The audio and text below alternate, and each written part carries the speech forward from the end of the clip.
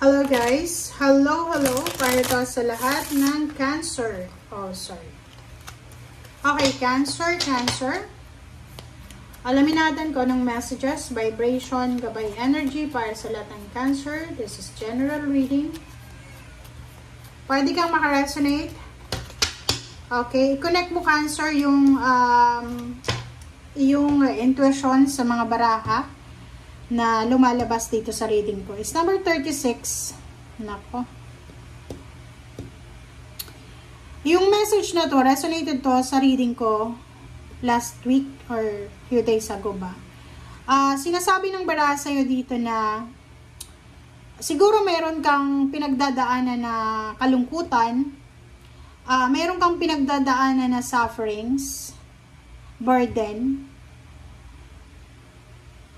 But, if magiging sobrang masipag ka daw, if magiging motivated ka and determinado ka, ma-overcome mo yung cross na to. Yung pain, yung heartaches, yung sufferings, or mga obstacles na pinagdadaanan mo sa ngayon. So, mag-comment ka sa comment section, Cancer.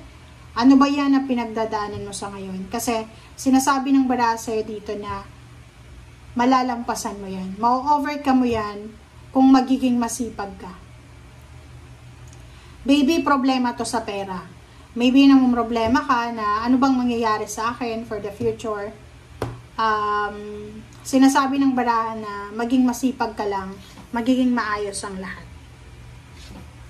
Okay. Cancer.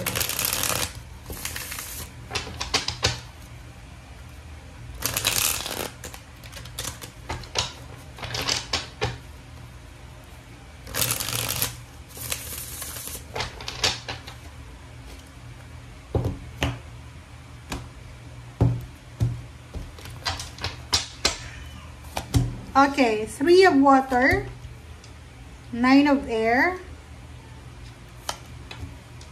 4 of water, 5 of air. Okay, trabaho talaga to eh. So, nakikita ko sa'yo dito, Cancer, na maybe trabaho yung problema mo. Pera and trabaho. Sinasabi ng baraha sa'yo dito na posibleng hindi ka kontento.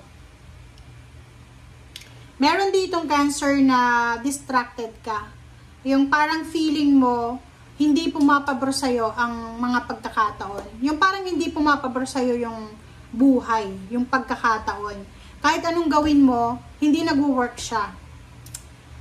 Siguro sa trabaho, you are distracted, or kung may negosyo ka, disrupted yung mga plano mo. And yun yung rason kung bakit hindi ka makatulog, nag-aalala, nagkaka-insomnia ka na. Pera yung rason kung bakit hindi ka makatulog. Pera yung rason kung bakit nagiging negative ka, nag-aalala ka.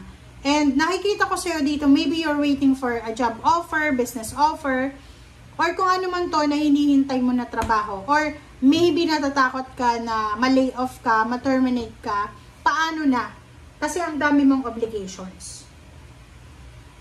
But sinasabi ng baraha sa'yo dito na meron dito na siguro parang nare-realize mo yan ngayon eh. Parang yun yung realization mo sa ngayon, Cancer, na marami kang mga ginawang desisyon na nagkamali ka. So ngayon, para hindi na maulit yung pagkakamali na yon, kailangan mong reassess, diba? Parang timbangin mo, mag-research ka, ayusin mo, i-check, double check kung ano ba tong dapat mong gawin instead na ma-distract ka. Okay?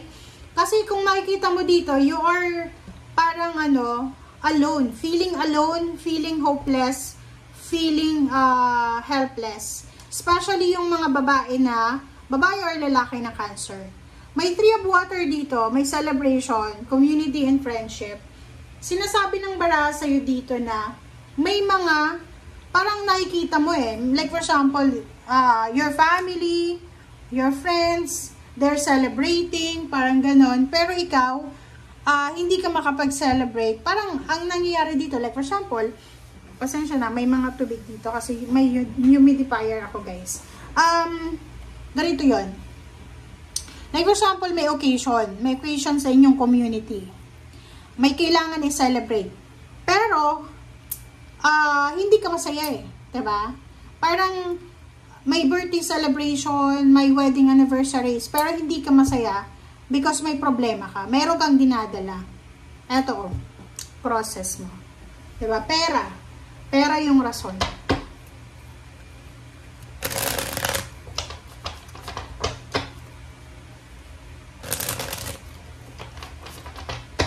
And nakikita ko sa'yo dito na hindi ka kontento, hindi ka masaya.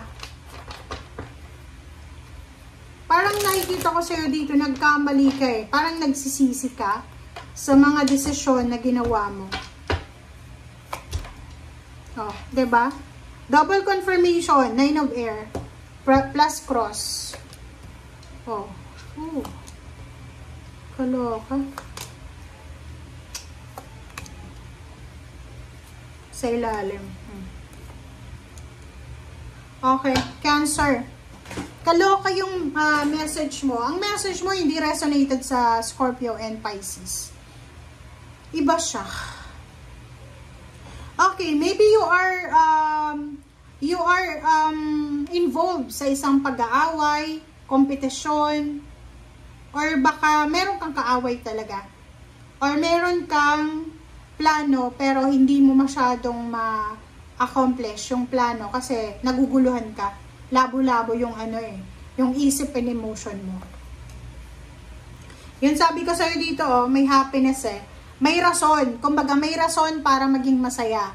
Maraming rason para maging masaya ka. But, hindi ka makapagsaya. Hindi ka makapagbunyi. Hindi ka makapag-celebrate because meron kang dala-dala sa yung puso na hindi maganda. Dalawa yung baraha mo dito ng 9 of air eh. So, it's double confirmation na talagang kino-confirm ng baraha na you are worried. You are thinking negative. May iba sa inyo dito hindi talaga makatulog sa gabi, sa umaga.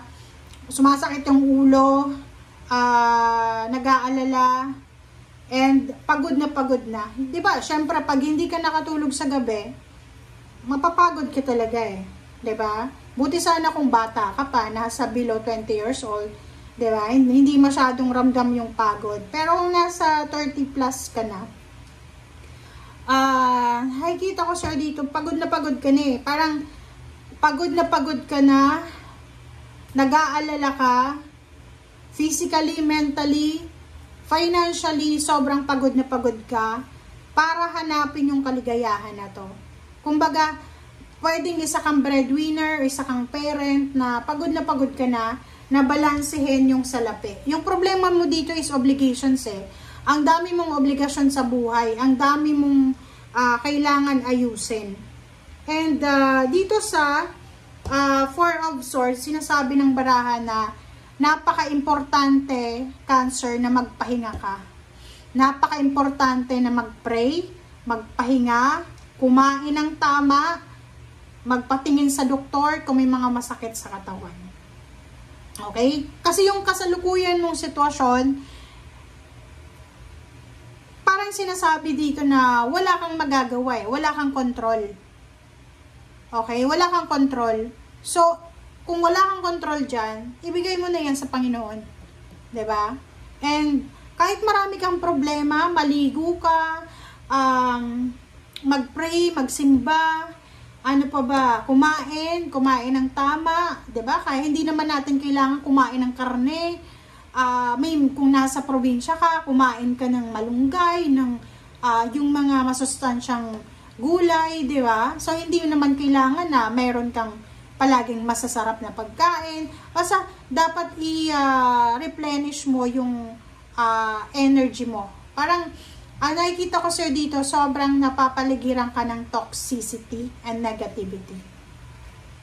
Pwedeng may ari-arian ka dati. Maybe you have several mga investment dati, tapos binenta mo na.